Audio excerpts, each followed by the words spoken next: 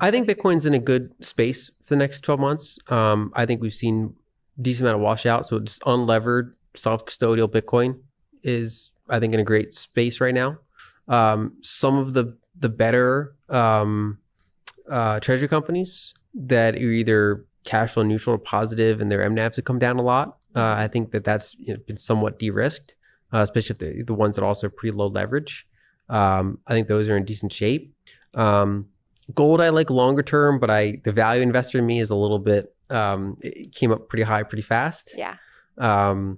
I started warning about that back in April, and it did this pretty long consolidation. It recently just broke out of it. So I got a little bit more kind of bullish again, but it's still just a little frothy. We'll see. The storm has rolled through the financial world, leaving behind a sharper, leaner battlefield. Bitcoin, tested and tempered, emerges with newfound strength after the purge of fragile hands and weak custodianship. Excess leverage has been washed away, risk has been trimmed, and companies with disciplined cash flows now look steadier than ever. What once resembled a casino feels more like a fortress, structured, deliberate, and humming with quiet momentum. Investment strategist and one of the sharpest minds in the investment arena, Lyn Alden sees Bitcoin standing in a healthier place than it has in years. The turbulence, she argues, was not destruction, but purification, shedding instability and revealing stronger fundamentals beneath the noise. Yet her view isn't one-sided. She acknowledges gold's enduring role as well, noting its recent breakout rekindled excitement, but also cautioning that, at times, gold has a tendency to stretch beyond its value before snapping back. In her balanced lens, Bitcoin is the momentum play reshaping the future, while gold holds its historic dignity as the anchor of wealth. Together, they embody the paradox of modern investing. One is digital scarcity, born from code, the other, timeless scarcity, forged in stars. Both claim their place in the story of value, both shaping narratives that will define wealth for generations. But the pressing mystery remains, whispered louder as the year draws to its final quarter. Are we standing at the doorstep of another epic bull market run? Let's watch more clips from the interview and hear what Lyn Alden has to say about this. Please like this video, subscribe to the channel, and turn on post notifications for more content. Thanks for tuning in again. Enjoy the rest of the video. Thanks for watching, and don't forget to subscribe. I think kind of what we're in now is fiscal dominance still. So the same drum I've been beating for a while, but it's kind of fiscal dominance with a slightly slowing underneath aspect to it, because we have other headwinds like tariffs, a little bit of cracks in the labor market, nothing particularly strong. And so it's kind of one of those things where data, you can always find data to support something if you want to find the things that are kind of running hot. There's plenty of data points out there to find them. If you want to find the things that are looking really bad, I mean, commercial real estate's slowly been having issues, and obviously the residential real estate market's been, at least volume-wise, pretty much slammed shut for a while. Like I said, little cracks in the labor market, a lot of indicators still not looking great. So any camp can kind of find what they're looking for. But I think basically the summary is the private sector itself is in a somewhat sluggish state right now. But when you're running 6 or 7% of GDP structural deficits without a recession, that is a type of stimulus. And I think that's the environment that we're in. And that's a lot of that is baked into the cake rather than something that it was kind of an active decision this year or last year. It's kind of more structural. It's based on entitlements. It's partially based on interest expense, partially defense and all this stuff that's intertwined there. And a lot of that is pretty embedded and keeping things somewhat elevated in kind of that K-shaped economy or two-speed economy, whatever terminology people use. We can only kind of focus on what we can control. I would not anticipate the cavalry's coming anytime soon. So I wouldn't expect the fiscal side to get its act together in any sort of investable time horizon, which basically means that it's on kind of people to have to do it themselves. And depending on their level of knowledge, their volatility tolerance, and all sorts of things, there's different assets that can do it. I think that Bitcoin's the fastest horse in the race. Paul Tudor Jones and others have kind of been saying that for years, and I agree. Some people like gold, some people like equities, some people like Bitcoin, some people like real estate, some people like all the above or some subset of the above. I'm kind of in I like equities and gold and Bitcoin. But I do think that Bitcoin is, if you look back 5 years from now, it'll probably have had the best performance of that group, I'd expect, probably 10 years as well. And it's one of the things you can do.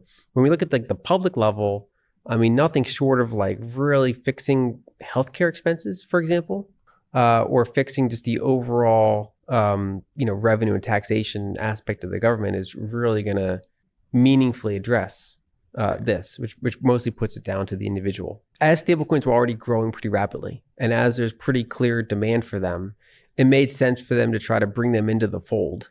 So 5+ years ago, stablecoins were very small. They were kind of on the periphery. But now, I mean, there's individual stablecoins that have, well over 100 billion, and collectively, it's a multi-$100 billion industry. I think it could clear on its way to, $1 trillion in AUM eventually. These are really big pools of capital. It's basically the modern euro dollar. So offshore dollars is kind of the biggest use case for them. But of course, you can bring some of them onshore for certain purposes too. Anyone who sent an international wire can potentially see the benefit of stablecoins and how efficient they can be. And of course, people that want dollars in jurisdictions where it's harder to get physical dollars, it's also obviously a pretty powerful use case. So I do think it makes sense for the government to want to codify how they work. Naturally, banks get spooked by them because so they try to make it so that stablecoins can't directly pay yield and things like that, so that they don't compete too much with bank deposits. There's been a long history of whether it's central bankers, whether it's the government, kind of being fearful of kind of full reserve looking things. Yeah, that's right. So because they worry that if something is full reserve and something fractional reserve, what happens to the fractional reserve one? Why wouldn't all the capital just suck out? Exactly. And then what does that do to the entire current lending dynamic that has all the existing stakeholders that like it the way it is? Well, and sorry to interrupt you, but it kind of goes to the brilliancy of stablecoins as a business model, right? Because it's like you're issuing a token, it's backed 1-to-1 with the US dollar, and now you're taking that dollar, putting it into a treasury that's yielding 4%. So you're essentially just printing money. I mean, these are extremely profitable ventures, right? Yes, as long as, they're hard to get because there's liquidity network effects in play. So it's easier to start a bank than it is to start a stable coin. So it kind of rewards the earliest movers that got through things and are now the top 1, 2, potentially 3 stablecoin issuers. But for those that can get to that point, it's quite lucrative. Another way of putting it is that the really big banks in the country, they can have they have a pretty big deposit base of like near zero yielding deposits. Whereas a lot of smaller banks struggle to retain their deposits and they have to pay a higher rate. So stablecoins right now are able to pay, even before certain laws kind of make it harder to pay yield. Just clearly there's been enough demand for them without them passing on any of that yield. And there's fairly few issuers that have any sort of network effect to speak of. It's been extraordinarily profitable, like kind of up there in like the most profit you can get per employee. I think that's, to some extent, that's an anomaly of the era we're in now, that just early mover arbitrage, this happens, and then eventually kind of other entities can kind of take their cut over time. But it is clearly a very profitable space. I tend to downplay the idea that stablecoins are going to like fix US debt, basically. I think that a common thing we see is people always want clean answers for how we're going to get out that don't involve pain.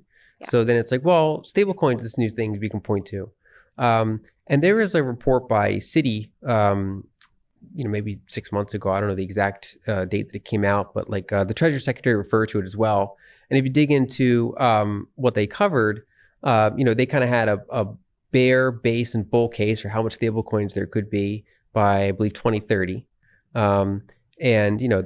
Their base case was over $1 trillion in new stablecoin demand. Their bull case was over $3 trillion. But a lot of that was from existing pools of capital that already like dollars. So that basically represents, say, taking out of money markets or taking out of banks and putting it in stable coins. And yet part of that thing that they were holding before was already holding treasuries. So it kind of shifts where you hold treasuries. Wholesale, entirely new demand for dollars and treasuries, while present in that report and similar analysis, is only a fraction of the headline number that you see. Got So I it. certainly think that stablecoins can add billions and over time tens or hundreds of billions of new treasury demand.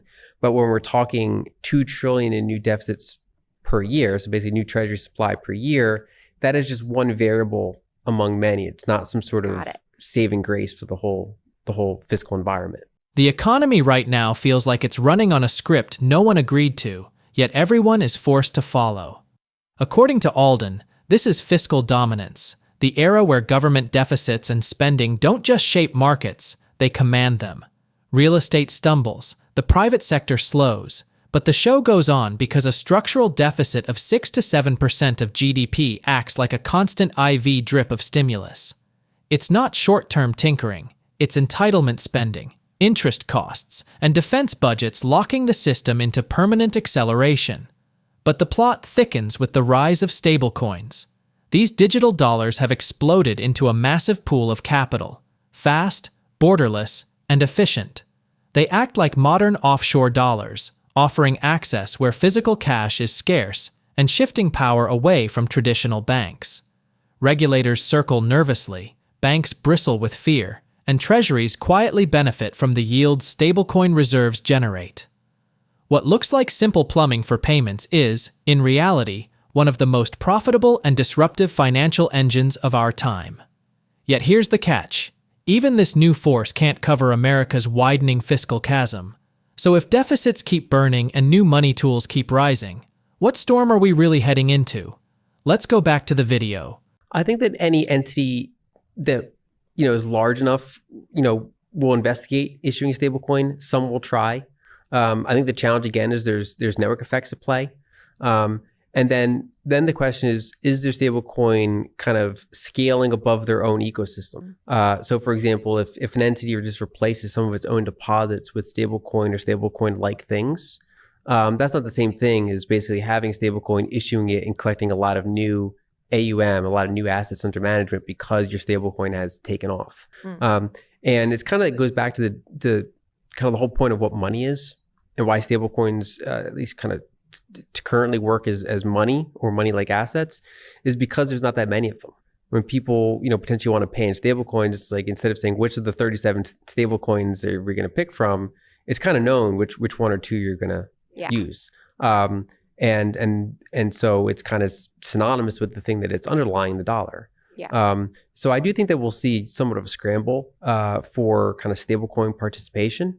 But ultimately, I think that monetary network effects settle closer to one. Now, with technology, swaps can make things super easily. So like you can always kind of just exchange things on the fly when you have to, if like the buyer and the seller have, say, different, one has a certain stable coin and someone else has a different stable coin. There are solutions for that.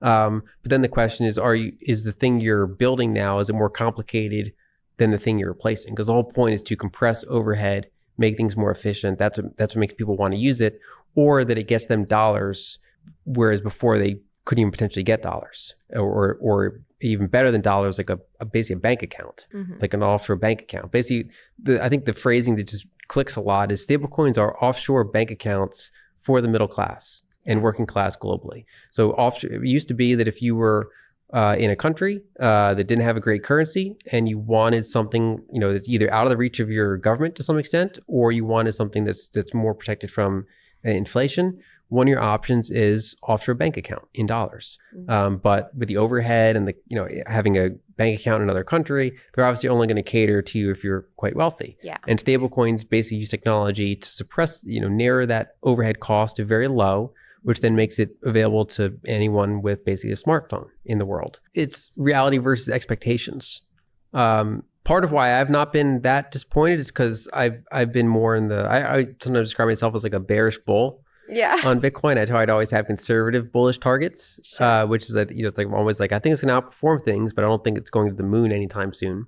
And we could talk about why that is, but part of the reason I like to hold both is because they don't always perform well at the same time. Sometimes Bitcoin gets ahead of itself. Sometimes gold gets ahead of itself. Right now it's gold. Yeah, gold's the larger asset by a factor of about 10. A lot of the biggest pools of capital still understand it better than Bitcoin. Bitcoin's viewed more as like a tech play, something that is to do homework on to figure out. Whereas gold is, been around for a while.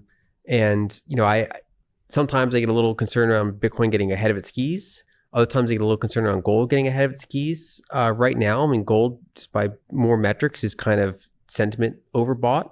Even though I still think the long-term case for it is good. But I mean, over the next 6-12 months, I put my vote for Bitcoin.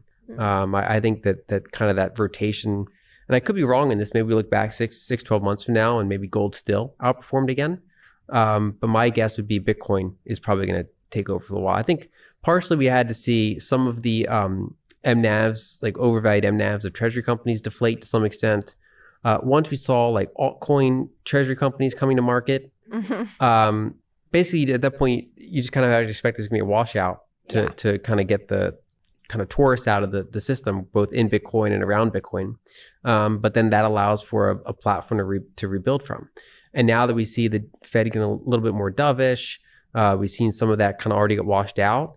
I think Bitcoin's in a better place for the next 6-12 months going forward would be my base case. I think what makes a good one is that you generally want to be the liquidity leader in your market. So in the US, that's MicroStrategy. In Japan, that's Metaplanet. There are other opportunities for other big capital markets as well. I think the market's made it clear that if one is unprofitable, they tend to put a pretty big discount on that, just because they view it as a liability to the longer term Bitcoin strategy. In addition, if you're the third, fourth, fifth, sixth most liquid one at what you're doing, it's just challenging. Now, that's where they can add differentiation. If one has cash flows, they can kind of market that and say we're a hybrid entity. We have this other business that's not Bitcoin, and so you can kind of put the two together and they can balance out each other's risk. So they have to kind of explore what's going to work for the market. But I do think it's healthy that a lot of this was washed out, just because whenever something starts to look like free money, that's when more entities are going to come in. That's when you're going to get, like I said, there were like altcoin treasury companies coming to market.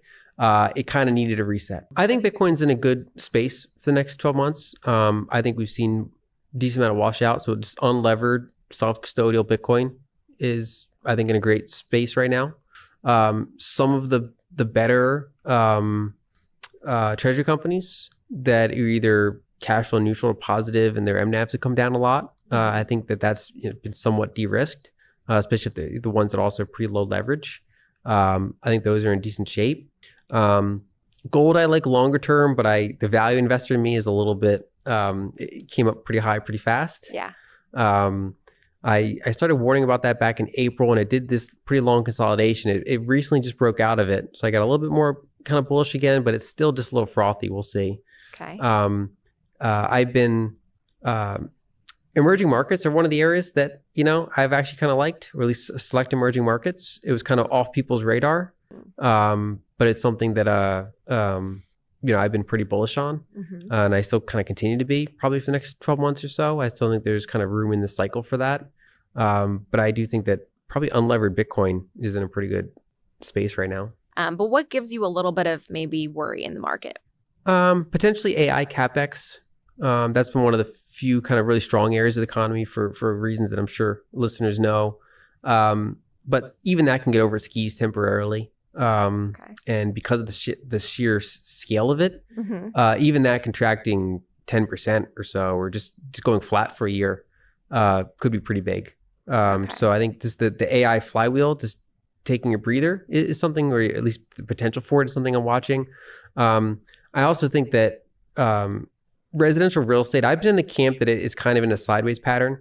So there's been the bear camp, which has argued that because of these now structurally higher rates, we talked about earlier, like I don't think mortgage rates are hitting a new low. The bear camp is basically saying that because of that, these inflated prices are going to just crash. My view has generally been that nationwide average, so obviously real estate is a very local market, but nationwide average, not going to be amazing performance in residential real estate. But that because of the fiscal dominant environment, that it's kind of levitate longer than people think, and that you can work that out through time rather than price. So there's two main types of corrections that can happen. Obviously, you can get over your skis and you can come back down in price, or you can get over your skis and you can go sideways. and you can chop along sideways in 3 years, 5 years, 7 years. You could even go sideways to up, but at a slower rate than other asset classes. So it's another way, and that's a kind of a way of correcting over time.